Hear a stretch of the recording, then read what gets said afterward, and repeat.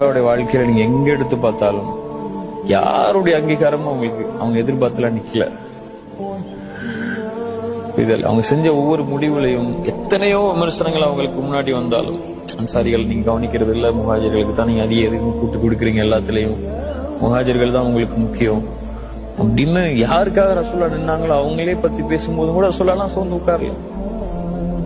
ஏன் அவங்க அதெல்லாம் அவங்களுக்கு தேவையில்லை.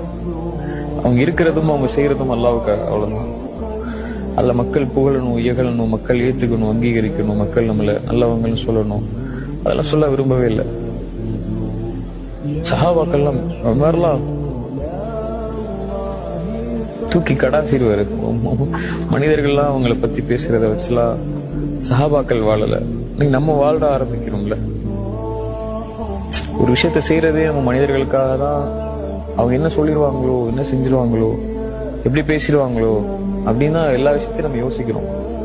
அல்லாஹ் என்ன நினைப்பான், அல்லாவுக்கு இது பிடிக்குமா, அல்லாஹ் இதை ஏத்துப்பானா, அல்லாஹ் நம்மளை கண்ணியப்படுத்துவானான்னு யோசிக்க ஆரம்பிச்சுட்டா போதும்.